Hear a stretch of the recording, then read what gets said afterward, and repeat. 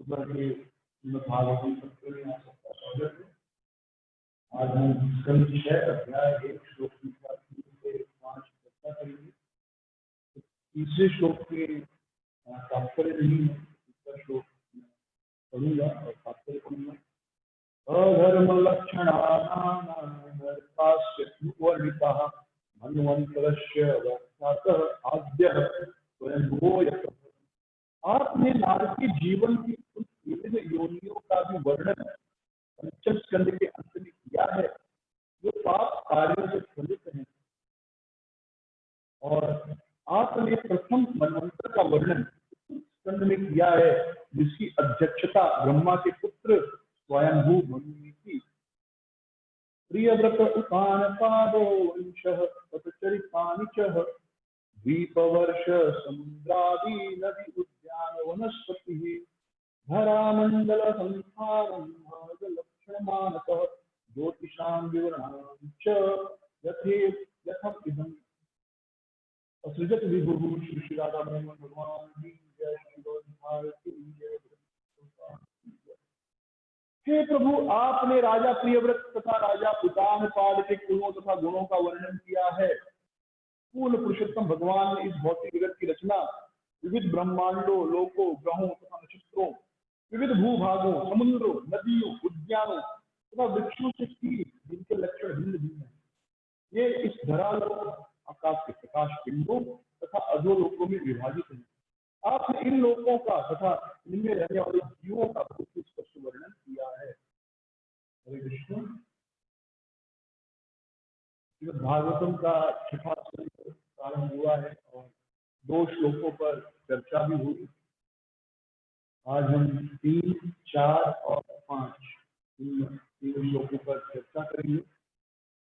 विशेष रूप से 5वें श्लोक पर प्रभुपाद जी ने तात्पर्य दिया है और इस 5वें श्लोक पर चर्चा करेंगे।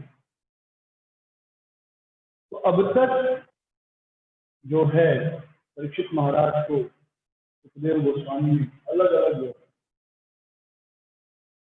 स्कंद जो सुनाए, उसमें मनवंतर स्वयंभू मनु थे, प्रथम मनु, उनके फिर उतानपाद और प्रियव्रत, उनके बारे में, उनके वंशावली के बारे में वर्णन किया। हमने 4वें स्कंद में ध्रुव महाराज की कथा सुनी, 5वें स्कंद में महाराज प्रियव्रत की कथा सुनी, और 5वें स्कंद में ही अलग अलग लोकों का वर्णन श्री सुखदेव गोस्वामी जी ने किया है, और विशेष रूप से नरक लोकों का वर्णन। तो बड़े विस्तृत रूप से हम सब ने विभिन्न नरक लोकों का वर्णन सुना, और इन नरक लोकों का वर्णन हमारे हृदय में जो पाप कर्म है उनसे विरक्ति होने के लिए प्रेरणा देते हैं। यदि मैं किसी भी प्रकार का पाप कर्म करूंगा तो इस प्रकार मुझे उसकी सजा मिलेगी। यह एक सरल सा सिद्धांत है कि every action has an equal and opposite reaction, या there are no free lunches, कुछ भी फ्री में नहीं है दुनिया में। हर चीज के लिए हमें कीमत देनी पड़ती है, चाहे सूक्ष्म रूप से चाहे स्थूल रूप से, कुछ भी फ्री नहीं है। जैसे यदि कोई व्यक्ति सोचे कि चलो मध्य मिलता है, हाँ, ऐसा नहीं है। कहीं ना कहीं या तो उसने कीमत दे दी है या भविष्य में उसे देना पड़ेगा। इस संसार में कुछ भी फ्री नहीं है, किसी न किसी प्रकार। कहीं पर पहले देना पड़ता है, कहीं पर बाद में देना, बस इतना फर्क। जैसे कुछ होटलों में आप जाएंगे, खाना खाने के लिए बैठेंगे, बहुत लोग नहीं जाते, तो सामान्य साधारण की बात करते हैं। वेटर आएगा, आपका ऑर्डर लेगा, आपको खाना सर्विस करेगा, और उसके बाद आपको क्या देगा? आपका कर्म फल देगा। कर्म फल यानी बिल। आपने जो खाना खाया ना, वो कर्म किया ना अभी खाना खाने का, तो वेटर आपको क्या देता है? कर्म फल देते, बिल देते। ये हो गया कर्म करने के बाद कर्म करना। और एक होता है पहले कुछ पुण्य कर लिया फिर उसका कर्म भोगना। जैसे आप गोविंदास में जाएंगे तो इन जनरल जो गोविंदास है वहां पर पहले आपको पैसा देना पड़ेगा, यानी पुण्य कर देना पड़ेगा, फिर उस पुण्य का आप आनंद लीजिए, फिर प्रसाद लीजिए। गुरु का गोविंदा है पहले आपको टोकन देना पड़ेगा, जो भी 500-600 रुपया है पे करना पड़ेगा। मीरा रोड में भी हमारा गोविंदा वहां पर पहले आपने कर्म कर दिया, अपनी पुण्य अर्जित किए और बाद में फल होगा, बाद में अच्छा फीस तैयार किया। तो कहीं पर पहले कहीं पर बाद में, लेकिन कीमत पे करनी होगी, फ्री नहीं मिल सकता। यह सोचना कि मुझे कहीं पर कुछ मुफ्त में मिल रहा है, बिल्कुल गलत, ये संभव ही नहीं। संसार का नियम है, कुछ भी मुफ्त में नहीं है। आप लोगों ने देखा होगा बहुत से डॉक्टर्स होते हैं फ्री चेकअप करते हैं और हम खुश होते हैं, फ्री चेकअप कराते हैं और हम जाते हैं फ्री चेकअप करते हैं।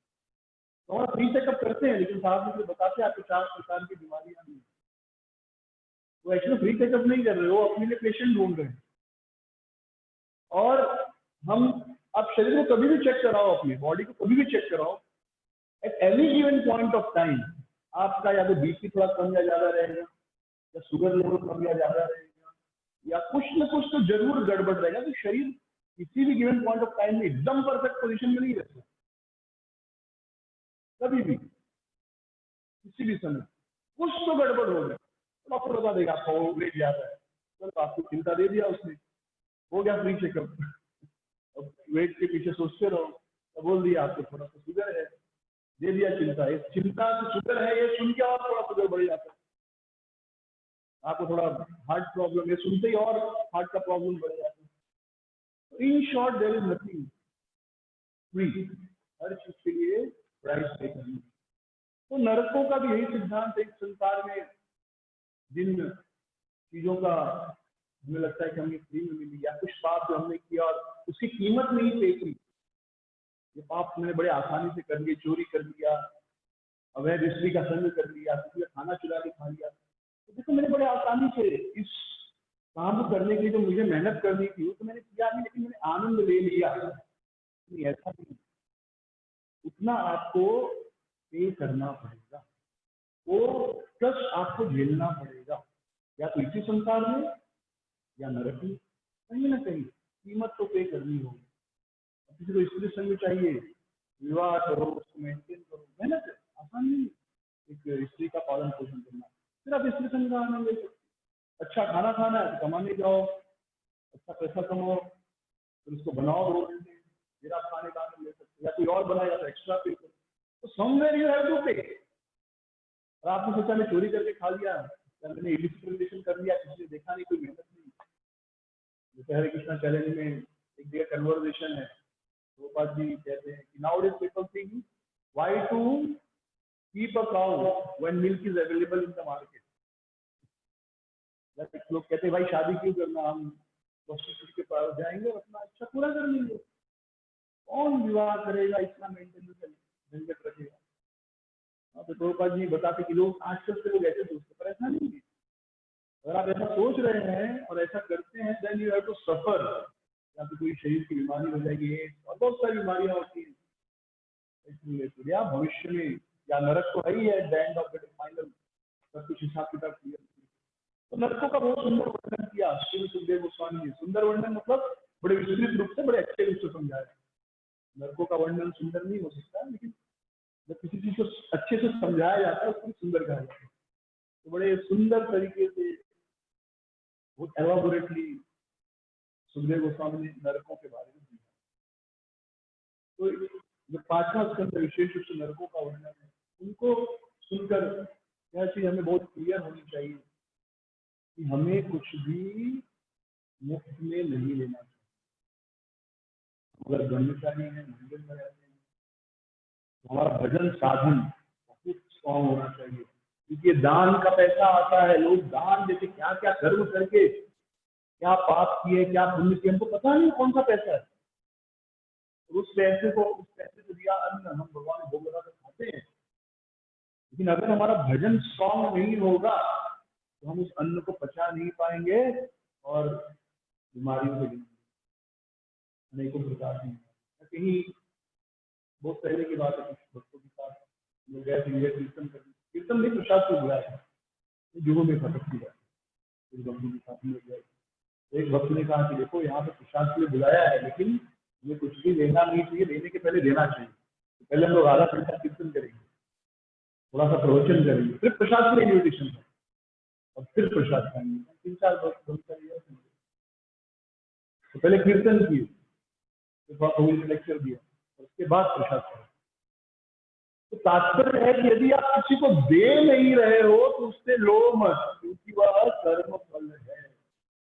अगर आप किसी को दे नहीं रहे हो तो अगर लेंगे तो कहीं ना कहीं चुकाना पड़ेगा, और बिना दिए अगर लिया है तो बाद में इंटरेस्ट के साथ, कंपाउंड इंटरेस्ट के साथ चुकाना पड़ता है।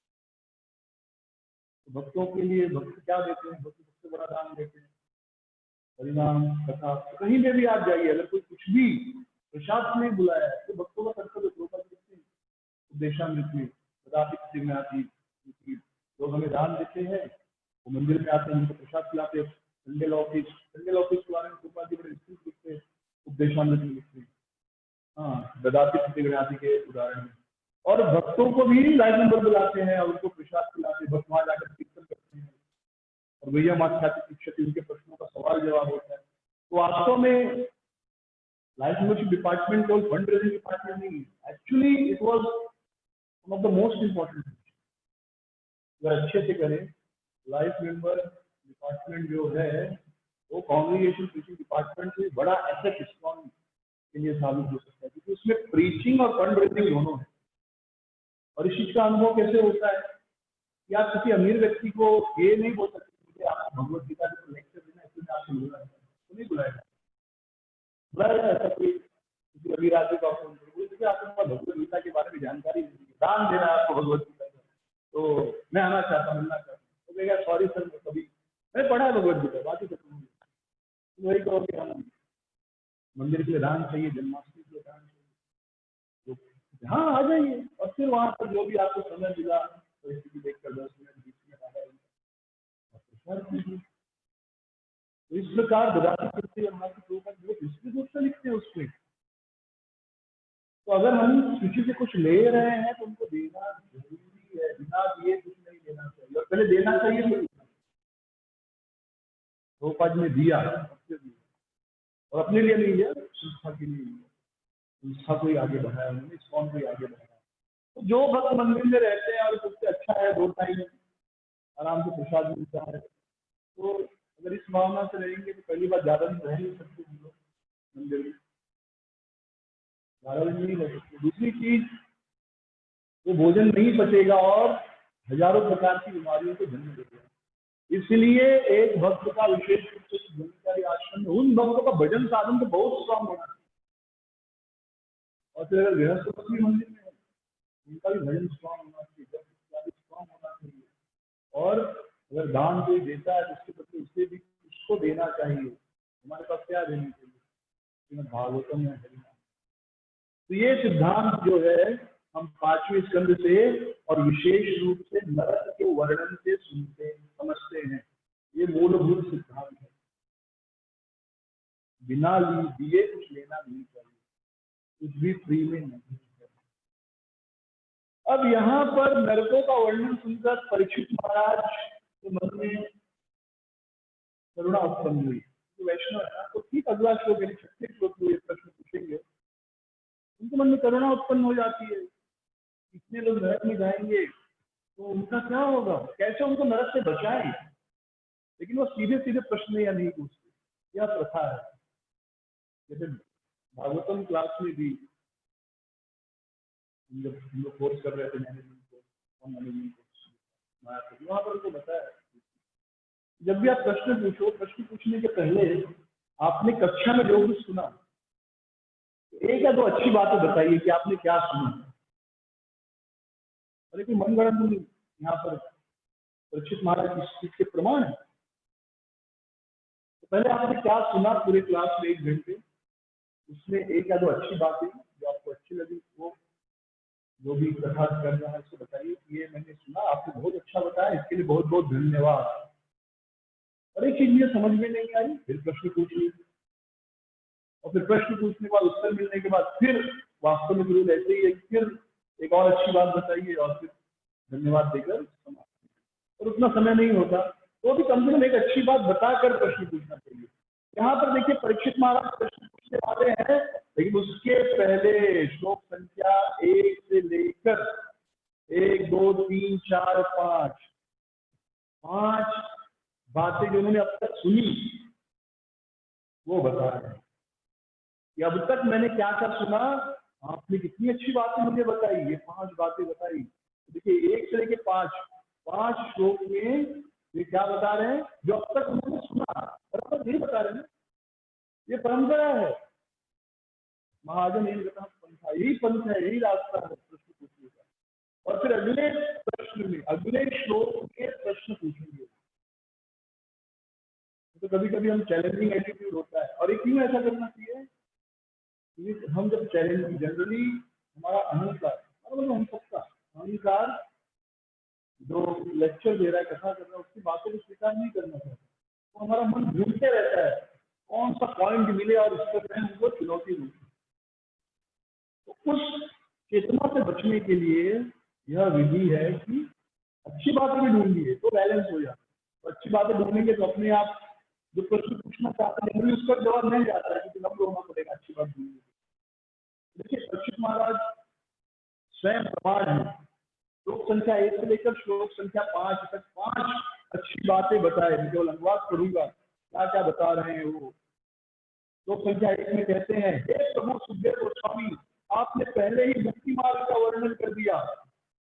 उस मार्ग का अनुसरण करने से मनुष्य निश्चित रूप से क्रमशः सर्वोच्च लोक अर्थात ब्रह्म लोक तक ऊपर उठ जाता है, जहाँ से वह ब्रह्म के साथ साथ आध्यात्मिक जगत वैकुंठ जाता है, और इस तरह भौतिक जगत में जन्म मृत्यु का चक्र समाप्त हो जाता है। तो क्या सुना और क्या समझा दोनों बता दिया। अगले श्लोक में जब तक जो बहुत प्रकृति के भौतिक गुणों के संक्रमण से मुक्ति नहीं लेता, वो विभिन्न प्रकार के शरीरों को प्राप्त करता है। तो द्वितीय तृतीय स्कंध में सारी बातें हुई हैं, जिससे वह आनंद या कष्ट पाता है, और शरीर के अनुसार उसमें विविध अभिरुचियां होती हैं। इन अभिरुचियों के अनुसार करने से वह प्रवृत्ति मार्ग से होकर गुजरता है, जिससे वह स्वर्ग लोक तक ऊपर जा सकता है, जैसा कि आप तृतीय स्कंध में वर्णन कर चुके हैं। ये सब वो सुन चुके हैं और बता रहे हैं मतलब अपनी बुद्धि का प्रदर्शन नहीं कर रहे हैं, सुखदेव गोस्वामी की स्तुति कर रहे हैं कि आपने ये तो बताया मुझे अब तक, धन्यवाद। फिर आपने मार्गी जीवन का वर्णन किया तीसरे श्लोक में, जो पाप कार्य करते हैं और फिर कैसे उनको सजा मिलती है। फिर आपने मनवंतरों का वर्णन किया, स्वयं मनु का वर्णन किया, और फिर अब आज के श्लोक में तीसरा चौथा पांचवा प्रियव्रत महाराज का वर्णन बता रहे हैं। फिर यहाँ पर अलग अलग वर्णन करके फिर अगले जो श्लोक से प्रश्न पूछेंगे। तो अगला श्लोक कल जो भी स्पीकर हम लोग कहेंगे सुंदर श्लोक है, वैष्णव की दया क्या होती है, कंपैशन क्या होता है, इसके ऊपर है बहुत सुंदर। सत्यंती लोकतापेन साधो प्रायश्चित्तः परम आराधनम तद्धि पुरुषस्य अखिलात्मनः। सुखदेव गोस्वामी परीक्षित महाराज, सुखदेव गोस्वामी भगवान शिव की महिमा का वर्णन करते हुए कहते हैं, शिव जी ने विष पी लिया समुद्र मंथन में, जैसे सत्यंती लोकतापेन, लोगों का ताप देखकर साधो प्रायश्चित्तः, साधु होते सत्यंती, उनको दुख होता है और वे दूसरों के दुख को दूर करने का प्रयास करते हैं। और क्या है यह परम आराधनम तद्धि, परम आराधना है, भगवान की सबसे बड़ी पूजा है। ये नहीं क्या हरिनाम जप, हरिनाम जप ऐसा नहीं बोले सुखदेव गोस्वामी को, क्या करे सत्यंती लोकतापेन, दूसरों के दुख को दूर करना, उनके ताप को पतित होकर दुख देना, ये परम आराधनम तद्धि पुरुषस्य अखिलात्मनः, जो परम पुरुष है, अखिल विश्व के स्वामी है, अखिल विश्व की आत्मा है, उनकी सबसे बड़ी पूजा है क्या दूसरों के दुख को दूर करना। मतलब भजन साधन थोड़ी बहुत प्रचार करें नहीं, महाप्रभु आगे बताते हैं जन्म सार्थक करी कर पहले अपना उद्धार कीजिए और फिर ये भगवान की सबसे बड़ी पूजा है। बहुत सुंदर अगला श्लोक है। तो आज के श्लोक में प्रभुपाद जी इदम असृजत विभु इस विशेष शब्द के ऊपर तात्पर्य लिखते हैं, और यह जो आज का श्लोक है, जो तात्पर्य है, बड़ा ही प्रसिद्ध विषय है day 6 session Bhagavad Gita course में या 3 सेशन भगवद गीता कोर्स में, डज गॉड एग्जिस्ट, बहुत प्रिय विषय है, इस्कॉन में तो बहुत ही फेवरेट विषय है, डज गॉड एग्जिस्ट बहुत फेवरेट टॉपिक है, भगवान का अस्तित्व है कि नहीं है। तो आप देखेंगे 6 सेशन कोर्स होगा, वहां पर भी ये विषय मिलेगा, 3 सेशन भगवद गीता कोर्स, कभी 1 सेशन में तो ये होता है आर्ट ऑफ माइंड कंट्रोल। जब 6 सेशन कोर्स है तो डज गॉड एग्जिस्ट एक जरूर चैप्टर रहता है, जनरली सेकेंड या थर्ड सेशन। तो प्रभुपाद जी वही चीजों को इस तात्पर्य में लिखते हैं कि अहम सर्वस्व प्रभो मुक्तः सर्वं प्रवर्तते, मैं सबका स्वामी हूँ, अहम सर्वस्व प्रभो, मैं सबका स्वामी हूँ, मत्वा सर्वं प्रवर्तते, सब कुछ मुझसे आता है, इति मत्वा भजन्ते मां बुधा भाव, और इस प्रकार जानकर मेरा भजन करता है बुधा भाव संगीता, वह बुद्धिमान व्यक्ति, वह इस प्रकार बुद्धिमान व्यक्ति मेरा भजन करता है। और भगवद गीता में भगवान बहुत जगह ये बात कहते हैं, जो इस प्रकार समझकर मेरा भजन करता है। तो भगवद गीता में 15वें श्लोक में भगवान कहते हैं यह सब जानकर, पहले के जो मनीषिणा है, पहले के जो ऋषि है, वो मुक्त हो गए। 15वें श्लोक में यह सब जानकर, क्या जानकर, चौथा अध्याय आप देखेंगे तो श्लोक संख्या 5 से लेकर श्लोक संख्या 14 तक भगवान अपने दिव्य जन्म कर्म का वर्णन करते हैं। 5 से 14 10 श्लोक भगवान अपने जन्म कर्म, दिव्य जन्म कर्म, प्रकृति का वर्णन करते हैं और कहते हैं यह सब जानकर पहले के लोगों ने मेरा भजन किया है और अर्जुन तुम भी उन्हीं के रास्ते पर चलो। यानी भजन करने का एक बड़ा महत्वपूर्ण अंग है भगवान के दिव्य नाम, रूप, लीला, गुण, धाम के बारे में जानना, और यह जानकर भगवान का फिर भजन करना। बिना जाने भी भजन करेंगे तो लाभ होगा। तो भगवान का रिकमेंड करते यह जानकर, यहाँ पर बीच को है इसी वक्त का भजन से मांग, यह जानकर, यह समझकर जो मेरा भजन करते, बुधा भाव समझ पूरा समझ के भजन करता है, विशेष फल प्राप्ति होती है। यह पूरी सृष्टि भगवान द्वारा बनाई गई है। इस संसार में 2 तरह के लोग हैं, आस्तिक और नास्तिक। तो साधारण रूप से नास्तिक कौन होते हैं? श्री राधा, भगवान, नास्तिक वे लोग हैं। नास्तिक इन जनरल कौन बनता है? एक्सेप्शन हर जगह होते हैं, एक्सेप्शन की बात नहीं कर रहा, पर इन जनरल नास्तिक कौन बनता है? साधारण रूप से वह व्यक्ति जो इस समय स्वस्थ है, शरीर बहुत अच्छा है, शरीर द्वारा बहुत अच्छे से इंद्रिय कर सकता है, जुआ खेल सकता है, मांस खा सकता है, अवैध स्त्री संग कर सकता है, ये करने के लिए स्वस्थ ऐसा भी है। ऐसा व्यक्ति नहीं चाहता कि भगवान हो, क्योंकि जैसे ही भगवान होंगे कर्म, कर्म फल, नरक सब एग्जिस्टेंस में आ जाएगा। इस समय वो इतना इसको लग रहा है कि मैं तो जीवन का आनंद भोग रहा हूँ, भगवान चाहिए क्यों? कहीं ना कहीं वो फील करता है कि आज भगवान नहीं होते, मुझे ऐसी फीलिंग आ जाती है, भगवान नहीं तो जीवन में तो ऐसे आनंद है ही है, मेरे पास ताकत है, मेरी इंद्रियों में ताकत है, लस्ट ऐसा है। अभी 13वें अध्याय में आसुरी डिवाइन एंड डेमोनिक नेचर जो है 16 चैप्टर भगवान ने सारी बातें बताते हैं। धन है, पैसा, सब कुछ है, मैं अपनी इंद्रियों को भोग सकता हूँ, भगवान क्यों चाहिए? और अगर भगवान है तो कोई निराकार होगा, भगवान है तो भी निराकार होगा। तो ऐसे लोग जो है वो नास्तिक बनना चाहते हैं, कहने की चाहते भगवान न हो, क्योंकि जैसे भगवान एग्जिस्टेंस में आ जाते हैं तो लगता है यार नरक भी है, नरक में कटना भी पड़ेगा, अगर उससे बचना नरक से तो अगर दारू पीना करना पड़ेगा, और अगर ये सब बंद कर दूंगा तो पैसे करूंगा क्या?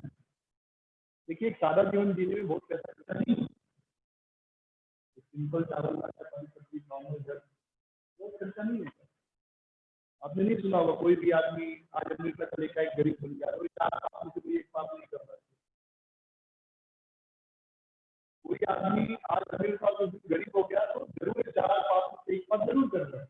अगर जुआ खेल रहा है, जुए में आदमी 1 सेकंड में गरीब हो जाता है, तो पापी नहीं थे तो जुए खेला जो भी कारण था, एक दिन में ही सम्राट में पूरे विश्व के राजा, और एक ही क्षण में रंग बन गए, भिक्षुक बन गए, भिखारी बन गए। फिर महाराज नील की कथा आती है, महाभारत में नील और दमयंती, कहाँ राजा थे, चक्रवर्ती सम्राट थे, उनका चक्र, चक्रवर्ती मतलब चक्र, ये पहले लोग रथ में चलते थे, रथ या कार में भी चलो चक्र तो होता है, ये पहिया तो होता है, चक्र जिसका चारों ओर घूमे, यानी कि कहीं पर भी बिना रोक टोक आ जाते थे, यानी जो हर जगह का मालिक हो, उसको कहते हैं चक्रवर्ती। एक ही है मना कर किसी को बोलने आता है, लेकिन जो प्रेसिडेंट है या वाइस प्रेसिडेंट किसी भी पार्टी में उसके वहां इंक्वायरी कर सकते हैं, सब जगह है, जाके देखें कुछ क्या चल रहा है, आपको नहीं पता। वैसे चक्रवर्ती मतलब कहीं किसी भी देश में, किसी भी राज्य में, किसी भी घर में जाकर पूछ सकते क्या चल रहा है, चक्रवर्ती। चक्रवर्ती सम्राट थे महाराज नील, जुआ खेले, भिखारी बन गए, और ऐसे भिखारी बन गए कि शरीर पर कपड़े भी नहीं बचे, अपनी पत्नी की साड़ी का आधा कपड़ा फाड़ कर लेकर चले गए, ऐसी हालत हो गई। पत्नी बेचारी आधे कपड़े में थी, रक्षा करती, जुआ हो गया, मांस, नॉनवेज और दारू। मेरे हम लोग जनरली, हमारी जाति है ब्राह्मण शक्ति में कंफ्यूज हो रहा है, हम लोग भूमिहार ब्राह्मण कहलाते हैं, जिसको कहते ठाकुर भी हम, मुझे नहीं पता पर ये बेसिकली परशुराम जी के वंशज हैं, ऐसा कहते हैं भूमिहार होती है। तो ऐसे बहुत से लोग हैं हमारे, तो हम जब जाते हैं अपने रिश्तेदारों के यहाँ, बहुत से रिश्तेदारों के जाते हैं, दूर दूर की रिश्तेदारी होती है, तो पता चलता है कि ये जो पड़ोसी हैं उनके पास 80 बीघा जमीन, मैंने देखा हुआ बता, सुना हुआ, देखा हुआ 80 बीघा जमीन थी, आज जितना आजकल 1 बीघा या 2 बीघा बची। क्यों? कुछ नहीं, दारू पीते थे, रोज दारू, रोज मांस, तो आदमी दारू और मांस रोज खाएगा तो पूरा काम करता है, बस हमारी परिवार उपाय का बच्चा बेचना, बेचते थे। तो ऐसे ऐसे लोगों ने देखा है रिश्तेदारी गाँव में, क्या 80-80, 100 बीघा जमीन, इतनी जमीन, लेकिन आज केवल 1 या 2 बीघा बच गई। और ये भी मैं 20 साल 25 साल पहले की बात बता रहा हूँ, और जाता था क्यों? बस 2 कारण, नॉनवेज, अल्कोहल, दारू, और कुछ नहीं। और अवैध स्त्री संघ का तो बात ही छोड़िए, हजाम की कथा आएगी अवैध स्त्री संघ के लिए, कैसे उसकी हालत होगी, उसकी क्या गति हुई। और फिर हम धुंधकारी की कथा सुनते हैं, गोकर्णी की कथा सुनते हैं, कैसे वैश्याओं के चक्कर में फंसकर पूरी तरह बर्बाद हो गया। और इतिहास में कितनी कथाएं पढ़ते, बड़े बड़े राजा वैश्याओं के चक्कर में पड़े, विष कन्याएं होती थी, वैश्याओं के चक्कर में पड़े, और बाद में उनको अपना राज्य ढूंढना पड़ा, राज्य उनके हाथ से चला गया। हनी ट्रैप कहते थे, हनी ट्रैप, सुंदर इसके द्वारा किसी भी राज्य के राजा को, मंत्री को या कोई सेनाधिकारी को, ये कोई टेक्नोलॉजी नहीं है, शास्त्रों में है उदाहरण ऐसा हनी ट्रैप का। इंद्र करते आए हैं, जैसे भी तपस्या करता है इंद्र जी भेज देते, उर्वशी को, उर्वशी जी को भेज देते हैं, ब्रह्मा को भेज देते हैं। तो हनी ट्रैप बहुत ओल्ड टेक्निक है, देवता इंद्र तक अप्लाई करते हैं जब उनको लगता है कि मेरा सिंहासन। तो ऐसे ही कोई भक्त बहुत अच्छा साधना, भजन साधन कर रहा है, उसके जीवन में भी आता है, कोई स्त्री आ जाती है, उसको लगता है कि तो होता है, सारी चीजें होती है। ऐसा नहीं कि जो ब्रह्मचारी विवाह की तो अच्छे ही भजन साधन करते हैं, तो दोनों के साथ होता है। जो अच्छा भजन साधन नहीं करेगा उसके साथ भी होगा, ये ब्रह्मचर्य व्रत पालन नहीं कर पाएगा। जो बहुत अच्छा कर रहा है उसके ऊपर एक खतरा आएगा, बाकी गुरु भगवान भक्तों की कृपा में रहेगा, नम्र रहेगा तो बच जाएगा और अपना ब्रह्मचर्य जीवन कंटिन्यू करता है। तो ये बहुत पुरानी टेक्निक है। एक बार एक आदमी तपस्या कर रहा था, इतना तपस्या किया कि इंद्र प्रसन्न हो गए, तो ब्रह्मा जी प्रसन्न हो गया, वरदान मांगा, बेटा क्या चाहिए? तो आदमी कंफ्यूज हो गया, बोला क्या आप ही आ गए पहले? वो तो मैंने सुना है कि वो जब आदमी तपस्या करता है तो पहले इंद्र और ब्रह्मा और उर्वशी आती है, आपने उसकी मदद करने क्या आ गई? तो ये लोग तपस्या करते हैं तो कहीं ना कहीं मन में बात आता है कि हम तपस्या कर रहे हैं तो मिलना चाहिए, राइट? हनी सर कोई भी 4 बात करेगा तो उसका सब समाप्त। नास्तिक जनरली नहीं चाहते, जिनके पास धन है तो नहीं चाहते कि भगवान हो, नहीं, लेकिन मन में कल्पना करते, मन में विचार करते कि भगवान भी नहीं। फिर एक होते हैं जो दिखते आस्तिक की तरह है पर एक्चुअली नास्तिक है, जैसे निराकारवादी, मायावादी, वो कहते हैं कि हम भगवान को मानते हैं, ये क्या कहते हैं, हम खुद ही भगवान है। मायावादी, मैं खुद ही भगवान हूँ। एक स्लोगन लिखा था, I was an atheist till I came to know that I am God. मैं तब तक नास्तिक था जब तक मुझे नहीं पता था कि मैं ही भगवान हूँ। यानी वो अपने आप को आस्तिक कह रहा है, लेकिन अपने आप को क्या, खुद को ही भगवान मान के अपने आप को आस्तिक कह रहा है। तो वो भले आस्तिक है तो वो भी आस्तिक है, जो मायावादी है वो भी नास्तिक है वास्तव में। जैसे महाप्रभु कहते हैं मायावादी भाष्य सुने हो इस। फिर जो निराकारवादी है कहीं ना कहीं वो भी एक नास्तिक ही है, भगवान के नाम गुण रूप लीला धाम को नहीं मानते। कहीं ना कहीं तुमने तीव्र ईर्ष्या होती है भगवान के प्रति, इसलिए भगवान के अस्तित्व को नष्ट कर देना चाहते हैं, लेकिन भगवान के अस्तित्व को नष्ट नहीं कर सकते, ये बात उनको पता है। तो भगवान को निराकार बना देते, ठीक है भगवान है पर निराकार है, और निराकार कैसा भी हो क्या फर्क पड़ता है। हम किससे ईर्ष्या करते, जो हमसे कॉम्पीट करते हैं।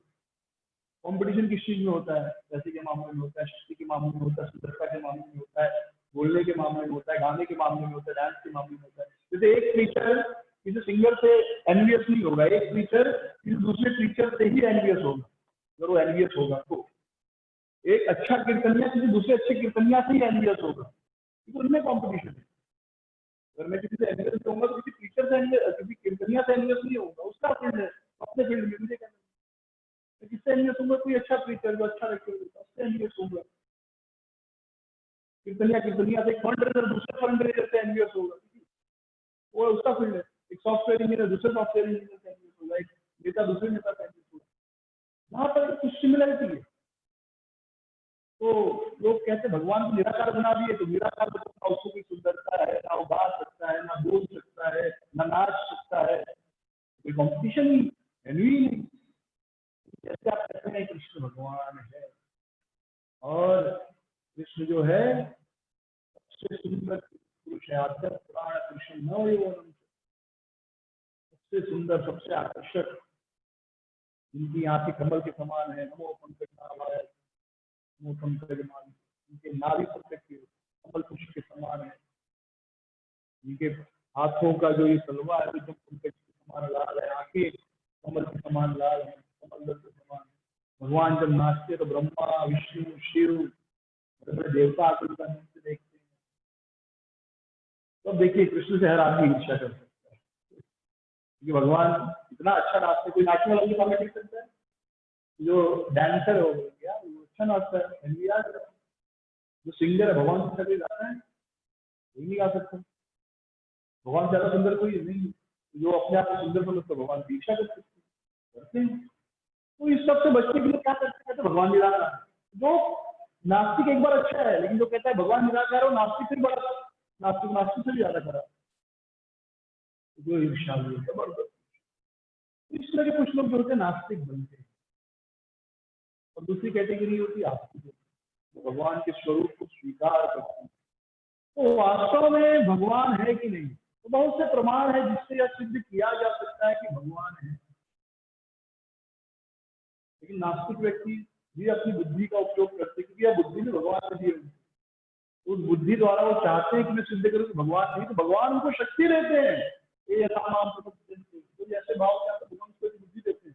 तो यह सिद्ध करना चाहता है कि भगवान नहीं है, भगवान उसे बुद्धि देंगे, और वह भगवत गीता पढ़कर सिद्ध कर सकता है कि भगवान नहीं है। मैं एक आर्टिकल पढ़ रहा था कृष्ण देवी का,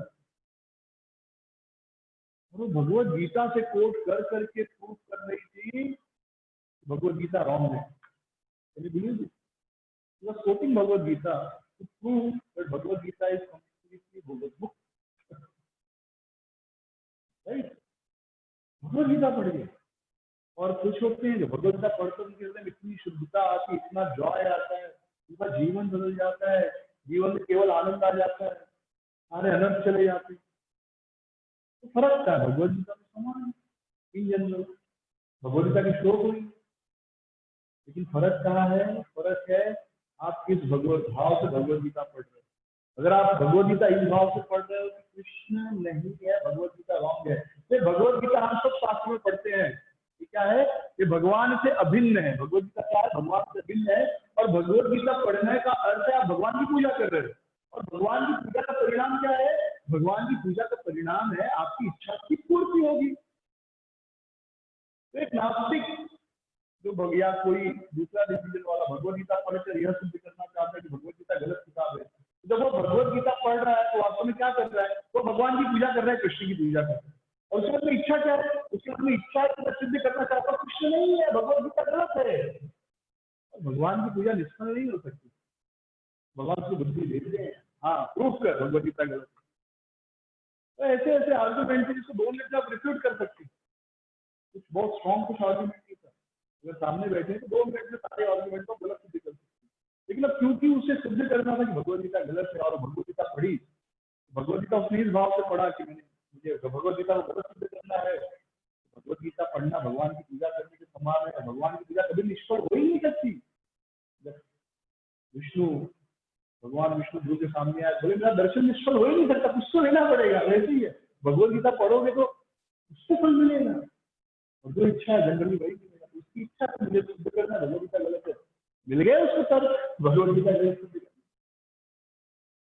अन्यथा इतने सारे प्रमाण है इस संसार में कि भगवान है, और इतने सारे प्रमाण है शास्त्रों अनुसार, और शास्त्र में जनरल लॉजिक के अनुसार कृष्ण ही भगवान है। तो अलग विषय है, यहाँ पर ये विषय में जब कभी कृष्ण सीधे बात होगा तो हम लोग चर्चा करेंगे। पर यहाँ पर इस श्लोक में चर्चा हो रही है कि भगवान ने सृष्टि किया। प्रभुपाद जी बार बार इस शब्द पर जोड़ रहे, कृष्ण ने सृष्टि की, भगवान ने सृष्टि की। इसमें 2 विषय, एक भगवान है और दूसरा कृष्ण भगवान है। कृष्ण भगवान है फिर जब कभी विषय आएगा उस पर चर्चा करेंगे। तो भगवान ने सृष्टि की।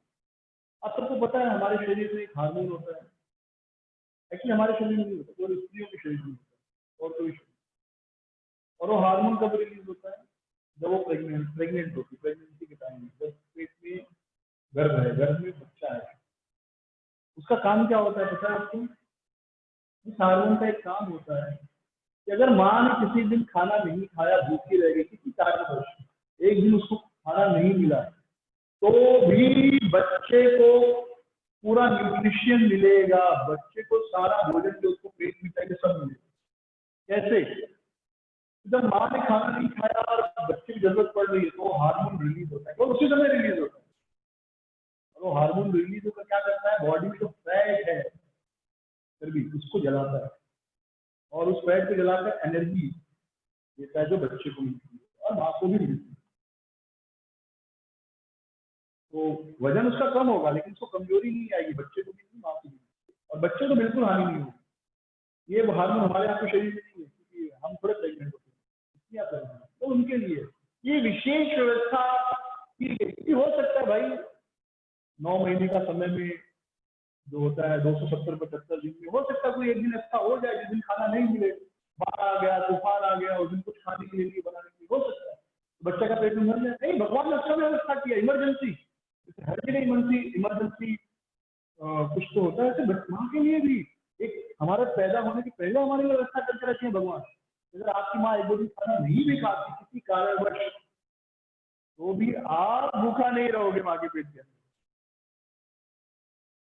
तो वो बहुत से लोग हार्मोन यूज करते हैं वजन कम करने के लिए। अगर वो हार्मोन दिया जाए और आप उस दिन भूखा रहो या बहुत कम खाना खाओ तो भी आपको ताकत लगेगी। क्यों? क्योंकि हार्मोन आपके चर्बी को जलाएगा और आपको ताकत देगा। तो इंजेक्शन देते हैं बहुत से लोग वजन कम करने के लिए, तो अच्छा तरीका नहीं है। बट भगवान ने देखिए कितनी सुंदर व्यवस्था की है, इतनी सुंदर व्यवस्था अपने आप हो सकती है। मूर्ख व्यक्ति कहते हैं अपने आप इवोल्यूशन में, और अपने आप कोई भी चीज इवॉल्व नहीं हो सकती। अगर आप रैंडमली चपाती भी बनाना चाहो तो नहीं बना सकते। ऐसे आटा फेंक दिया, फिर पानी फेंक दिया, नहीं, आपको वजन बराबर माप को करके बनाए तब जाकर चपाती बनेगी। सिंपल चपाती बनाने के लिए आपको बड़ा कैलकुलेटिव होना पड़ता है। अभी हम लोग आटा सानने जाएंगे, मेरी बात कर रहा हूँ, मुझे बिल्कुल नहीं आता, ये समझेगा नहीं, या तो कभी आटा गीला हो जाएगा या सूखा हो जाएगा, तो कोई पानी ज्यादा कभी आटा ज्यादा, चलते रहेगा। 2-4 दिन करूंगा तब जाके शायद समझ में ओके आटे में इतना ही पानी डालना। तो कोई भी चीज अपने आप नहीं तैयार हो सकती, उसकी इतनी सुंदर व्यवस्था है ये कि अगर हम माँ के पेट में हैं और माँ ने खाना नहीं खाया 1 दिन या 2 दिन, तो भी आप भूखे नहीं रहोगे, वो हार्मोन रिलीज होगा, माँ के अंदर शरीर में जो फैट है वो ट्रांसफॉर्म होगा, एनर्जी बच्चे को मिलेगी। इतनी सुंदर व्यवस्था का बिना किसी बुद्धिमान व्यक्ति के तैयार किए हो सकती है। तो पांच एक कर्म देते हैं 111 में, भागवत फर्स्ट कैंटो फर्स्ट श्लोक में। कोई यह कह सकता है कि भगवान एक वॉच मेकर जैसा, घड़ी बनाने वाला, जैसे घड़ी वाला घड़ी बनाता है, घड़ी चलती है, जैसे भगवान ने सृष्टि बनाई, सृष्टि चल रही है। लेकिन नहीं, भगवान उससे ज्यादा एक्सपर्ट है, क्योंकि घड़ी वाला ऐसी दो घड़ियां नहीं बना सकता, मेल घड़ी फीमेल घड़ी, और फिर दोनों घड़ियां आपस में मिले और फिर नई घड़ी बनाते नहीं। आपको हर घड़ी बनानी पड़ेगी, बराबर। लेकिन भगवान ने दो मशीन बनाया, एक स्त्री का शरीर, एक पुरुष का शरीर, और छोड़ दिया, और वो स्त्री पुरुष शरीर से फिर हजारों लाखों करोड़ों स्त्री पुरुष के शरीर बनते ही जा रहा है। इसलिए भगवान की तुलना किसी वॉच मेकर से नहीं किया। आप देखिए, एक फूल को देखिए, या आपने मोरपंख देखा होगा, मोरपंख का एक पंख ले लीजिए, दूर से देखिए, उसमें बहुत सारे पतले पतले स्ट्रैंड होते हैं, आज देखिएगा। वैसे एक साथ देखिए तो टोटल कलेक्टिवली जो है, उसमें blue colour, blue blue blue नीला कलर, और एक जो कलर होता है, कलर ब्लाइंड है, कलर समझ में नहीं आता कौन सा कलर है, बट अब देखिए कितना सुंदर तरीके से सब कलर डिजाइन है। लेकिन एक एक पत्ती को निकाले सब कलर में थोड़ा बहुत, लेकिन वो पूरा का पूरा मोरपंख के एक कलर नहीं है, वो एक एक पन्ने जैसा नहीं जो पेंटिंग करते हो, सब अलग अलग पंखुड़ियां हैं, और हर पतली पंखुड़ी पर प्रॉपर डिजाइन के कलर बना हुआ। आपको लगता है अपने आप हो सकते हैं? इसके पीछे कोई डिजाइनिंग नहीं है, कोई प्रोग्रामिंग नहीं है। प्रभुपाद जी कहते हैं, हरे कृष्णा चैलेंज जब हम कन्वर्जन पढ़ेंगे, प्रभुपाद जी कहते हैं just by observing a flower you can become Krishna conscious. एक फूल को आप देखेंगे, स्टडी करेंगे, और कृष्ण भावना भावित हो सकती है, क्योंकि इतना सुंदर फूल की रचना है, उसमें सुगंध डाला है, उसमें रंग डाला है, इतनी सुंदर रचना की है भगवान ने, और हम कहते भगवान है ही नहीं। लोग चमत्कार, भगवान के चमत्कार देखना चाहते हैं, वास्तव में जीवन में लोग चमत्कार ही है। भगवान के चमत्कार तो इतना है, जब कोई आदमी थोड़ा सा रात बना ध्यान करके देखो चमत्कार, भगवान का चमत्कार देखिए, रोज चमत्कार है। पहला जैसे दूध पीते हैं हम लोग, गाय दूध पीती है, घास से दूध बनना क्या चमत्कार नहीं है? कोई भी साइंटिस्ट दुनिया का घास पानी सब लेकर दूध बना सकता है, एक ड्रॉप भी दूध, किसी के पास टेक्नोलॉजी है तो कहते हैं क्या घास से दूध बन रहा है, ठीक गाय बना रही है, नॉर्मल बात है ना। बनाओ, दुनिया का बड़े से बड़ा साइंटिस्ट एक ड्रॉप दूध का नहीं बना सकते। उनको दूध चाहिए तो गाय भैंस बकरी के पास ही जाना पड़ेगा। तो एक गाय एक साइंटिस्ट से ज्यादा एक्सपर्ट है इन वन सेंस, जो घास खाती है दूध दे देती है। आजकल बहुत अपने आप को एक्सपर्ट मानते, स्पेशल साइंटिस्ट लोग, और जो लोग साइंस के स्टूडेंट, अरे देखो साइंस ने कितना तरक्की किया, बिना आदमी औरत से बच्चा पैदा कर सकते हैं। नहीं, जो टेस्ट ट्यूब बेबी है उसमें भी आदमी का स्पर्म और वुमेन का ओवम लेते हैं। जो रॉ प्रोडक्ट है वह पुरुष और स्त्री से ही आता है, वो किसी फैक्ट्री में नहीं बनता। और उसके बाद आप जिस एटमॉस्फेयर में उसको रखते हो वो बनाने के लिए, कितनी बड़ी फैक्ट्री होती है, कितना बड़ा वो लेबोरेटरी होता है, उसमें कितना टेम्परेचर क्या क्या मैनेज करना पड़ता है। तो भगवान ने एक छोटे से पेट में सब मैनेज किया, और बाकी सारा काम भी चल रहा है, और फ्री आराम से बच्चा बने। तो भगवान बड़ा साइंटिस्ट है, ये जो वैज्ञानिक अपने आप को साइंटिस्ट बनते हैं वो बड़े साइंटिस्ट। गोपाल इसलिए का बार बार कहते थे give God the Nobel prize, भगवान को नोबेल प्राइज तो देना ही है, तो एप्रिशिएट गॉड, एप्रिशिएट। दुनिया का हर वस्तु चमत्कार है। एक आप बीज डालते हैं जमीन में, और वो बीज सूर्य का प्रकाश, चंद्रमा का प्रकाश, जल सब अपने आप में ताकत देने की जरूरत नहीं, बहुत आप करोड़ का खाद डाल दोगे और वह बीज बड़ा होता है, पेड़ बनता है। उस पेड़ में बहुत सारे फल निकलते हैं, हर फल में बीज निकलता है, और हर बीज से फिर एक फल की शक्ति होती है। क्या चमत्कार नहीं? चमत्कार देखने आना चाहिए। एक साइंटिस्ट कहते हैं कि either everything is a miracle और नथिंग इज मिरेकल। या तो हर चीज चमत्कार है या कुछ भी चमत्कार है। हर चीज चमत्कार नहीं है। हमारा शरीर देख लीजिए, ये शरीर के बारे में पढ़ने के लिए लोग 10 साल डॉक्टरी पढ़ते, 6 साल 8 साल 10 साल, और पीएचडी स्पेशलाइजेशन करते खाली एक ऑर्गन पढ़ने के लिए। यानी 4 साल एमबीबीएस करेंगे, उससे पहले 12 साल तक पढ़ाई करती पहली के बारे में, उसके बाद फिर 4 साल 4.5 साल एमबीबीएस, फिर 2 साल एमडी, उसके बाद कुछ पोस्ट स्पेशलाइजेशन, यानी 4 और 6 प्लस 2-3 साल और किसी चीज का एक 8 साल स्पेशलाइजेशन होता है। बस पूरा शरीर का भी नहीं। ये आंख इतनी कॉम्प्लिकेटेड, ये बाल इतने कॉम्प्लिकेटेड, जीभ इतनी कॉम्प्लिकेटेड, पेट इतना कॉम्प्लिकेटेड। क्या चमत्कार नहीं है? हम रोज खाना खाते हैं और वो पच के, हम कोई मेहनत नहीं करते खाना पचाने के लिए, भगवान की शक्ति उसे पचाती है, और वो खाना पच के उसी खाने से जो शुद्ध चीजें आके हमारे शरीर को बढ़ाती हैं। मिट्टी मिट्टी मिल जाती है, शरीर मिट्टी पानी है ना, सब मिट्टी पानी जल सब चीज बराबर प्रोपोर्शन में मिल जाता है और शरीर बढ़ रहा है। चमत्कार नहीं? जीवन के हर क्षण हम कृष्ण के अस्तित्व को देख सकते हैं। दुनिया का सबसे बड़ा चमत्कार देखिए तो वीर्य की एक बूंद में करोड़ों स्पर्म होते हैं, करोड़ों, करोड़, यानी एक बूंद ही कितना होगा, एक ड्रॉप पानी के उतना ही एक बूंद, उसमें करोड़ों स्पर्म है, करोड़ों, एक दो नहीं करोड़ों, और एक हर स्पर्म में आपका पूरा प्रोग्रामिंग है। आपकी आंखें कैसी होगी, आपके बाल कैसे होंगे, ये बाल 30 साल में झड़ जाएंगे कि 50 साल में झड़ेंगे भी हो, डायबिटीज होगा कि नहीं होगा, आपका हार्ट अटैक आने का चांस है कि नहीं है, आप गोरे होंगे, काले होंगे, नाटे होंगे, लंबे होंगे, बुद्धिमान होंगे, गधे होंगे, सारा प्रोग्रामिंग है उसके अंदर। इतना छोटा है वो, चमत्कार नहीं है। अभी हम सबको, जैसे अभी पिताजी भाई जल्दी झड़ गए, मैं भी जल्दी, भाई को नहीं झड़, मेरा जो भतीजा है भाई का बरगढ़ का, तो बड़े भाई का भी झड़ गया, थोड़ा है झड़ना शुरू। सच इतनी प्रोग्रामिंग है, ऐसे सबके है। अगर पिताजी की आंखें बुरी है तो आपकी आंखें बुरी होंगी इन जनरल, या माँ की आंखें बुरी तो आपकी आंखें बुरी होगी, या अगर माँ बाप दोनों की आंखें बुरी नहीं है और आपकी आंखें बुरी है तो मतलब पिताजी की आंखें बुरी नहीं होंगी, या माँ के पिताजी या माँ, या इतना तक इंफॉर्मेशन है उसके अंदर। इतना एक बूंद में नहीं, एक बूंद में नहीं, एक बूंद में करोड़ों स्पर्म है उस एक स्पर्म के अंदर। समझता नहीं? तो कैसे कोई मूर्ख कह सकता है कि भगवान नहीं है? कैसे कोई मूर्ख कह सकता है कि सृष्टि किसी के नियंत्रण में नहीं है?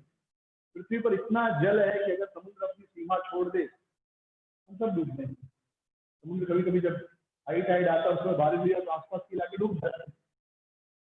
भगवान की शक्ति समुद्र को उसकी मर्यादा में काम करती है, नहीं तो हम एक क्षण जीवित नहीं रह सकते। कौन है जो सूर्य को उसके ऑर्बिट से आगे पीछे नहीं होने देगा?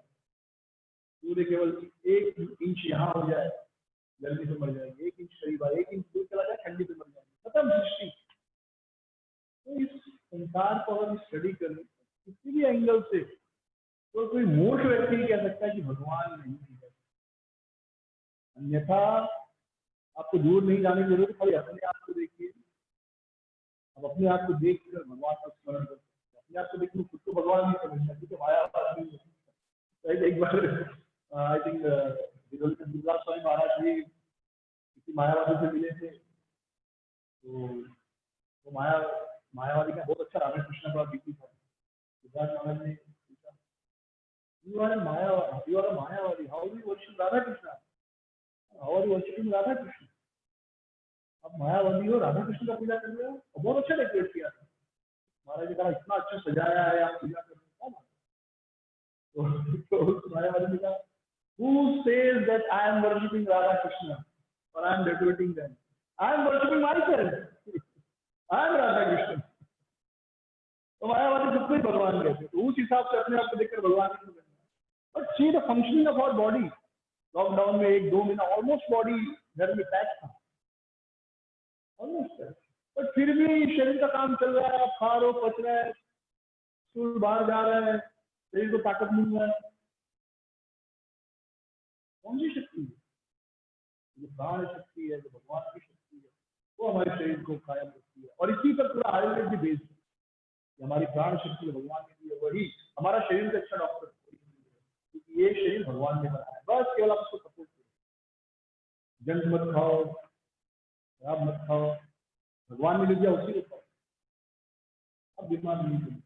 उसी को खूब काल कर भूल कर भगवान की चीज में चेंज करोगे तो फिर शरीर कहाँ से काम चल जाएगा। अन्यथा शरीर के लिए भगवान ने हर चीज परफेक्ट। तो बहुत सारी चीजें हैं, तो दुनिया में हर चीज मिरेकल है, हर चीज चमत्कार है। हम बोल रहे हैं, हम सुन रहे हैं, ठीक है, सब चमत्कार है, हमको पता नहीं। भगवान के चमत्कार देखना तो अपने आप को देख लो, चमत्कार है हम भगवान के चमत्कार, हर आदमी भगवान का चमत्कार। तो प्रभुपाद जी कंक्लूड करते हैं, अगर कोई व्यक्ति तुरंत नहीं समझ पाता लेकिन फिर भक्तों की संगति करता है और प्रामाणिक पुस्तकें पढ़ता है तो वो भगवान का ज्ञान प्राप्त कर सकता है, यद्यपि इसमें अनेकानेक जन्म लग सकते हैं। और प्रभुपाद जी कहते हैं बहुनाम जन्मनावंते ज्ञानवान वासुदेव सर्वज्ञ के सर्वमानव। इस श्लोक को प्रभुपाद जी को बहुत बहुत जन्मों के बाद जो ज्ञानवान है वे फिर उनको समझ में आता है कृष्ण भगवान। यानी कोई नास्तिक बनेगा तो कोई आस्तिक मायावादी बनेगा, निराकारी बनेगा, देवी देवता का पूजा बनेगा, क्रिश्चियन बनेगा, मुस्लिम बनेगा, सब घूमते फिरते जब सही तरह से पालन करते रहेगा तो एक दिन वह कृष्ण का भक्त बनेगा। हम सब कृष्ण भक्त बने तो दो कारण हो सकता है, क्या तो हम सब कुछ करके आए हैं या केवल गोपाल जी और उनके वैष्णव की उनके प्रतिष्ठित की कृपा होगी, दो में से कोई देख रहा है। इसलिए हम यहाँ पर हैं, बोल रहे हैं। बहुत बहुत जन्मों के बाद कृष्ण को हम स्वीकार करते पड़े भगवान के रूप में। तो विल स्टॉप हियर। हरे कृष्ण। कुछ प्रश्न है किसी का तो पूछ सकते हैं।